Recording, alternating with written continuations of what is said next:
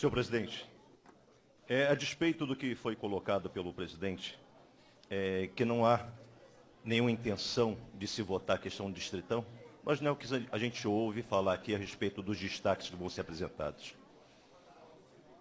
Então, diante disso, nosso posicionamento vai ser contundente em relação a este tema. Eu vou ler aqui uma matéria a respeito do cientista político que fala sobre o distritão.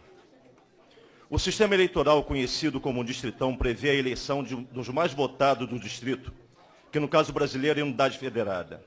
Esse é o mesmo modelo utilizado nas eleições parlamentares do Afeganistão.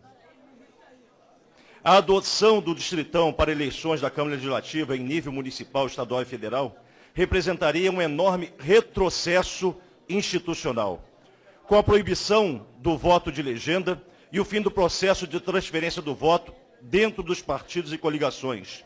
O distritão contribuirá fundamentalmente para que os candidatos concorram por conta própria a título individual.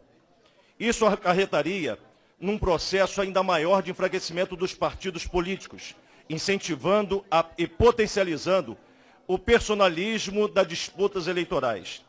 Numa possível adoção do distritão, milhões de votos seriam desperdiçados, tendo em vista que apenas são considerados válidos os votos dos candidatos eleitos.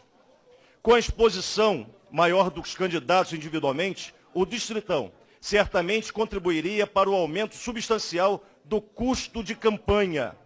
Nesse contexto, haveria forte tendência à eleição de outsiders, personalidades de mídia e concorrentes dispostos a alavancar vultuosos recursos financeiros durante a corrida eleitoral. Esse ponto merece grande reflexão acerca da qualidade de representação política, visto que seriam grandes as chances de vitórias de indivíduos sem vivência na atividade parlamentar e perpetuação de membros de oligarquias regionais.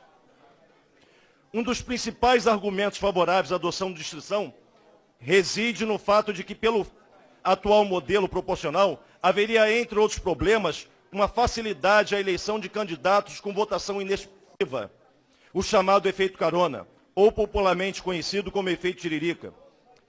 Em recente estudo, com base nas eleições para a Câmara dos Deputados em 2014, o cientista político Márcio Calomagno demonstrou que mais de 90% dos parlamentares eleitos naquele ano foram os mais votados em seus respectivos estados, o que desmonta e fragiliza o argumento de que somente o que não tem voto é que consegue ser eleito.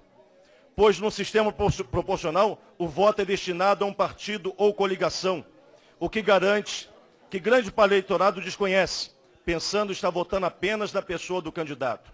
Por fim, vale ressaltar, senhor presidente, que se o objetivo primordial de uma reforma política é o fortalecimento da vida partidária, a proposta do distritão, que tem-se essa intenção de colocar aqui, insere-se na contramão de qualquer tentativa que aponte para este caminho, numa conjuntura marcada pelos argumentos de crise política que se arrasta desde 2014. Sua adoção interessaria apenas a elite política tradicional e os velhos caciques da política brasileira, dispostos a alavancar numerosos recursos em busca de manutenção de um mandato político. Desse modo, não tenho dúvidas em afirmar que o distritão representa um sério risco à tão fragilizada democracia brasileira.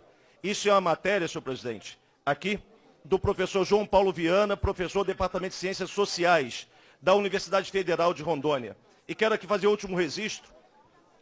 Vários partidos se reuniram lá no Salão Verde agora, o PT, PCdoB, PRB, PR, PSDB, PSOL, PHS, para poder declarar que é inverídica a declaração do presidente do Senado, Eunício Oliveira, de que haveria consenso com os partidos políticos com relação a essa matéria. Então estamos usando um meio mais político para dizer que a alegação dele foi inverídica.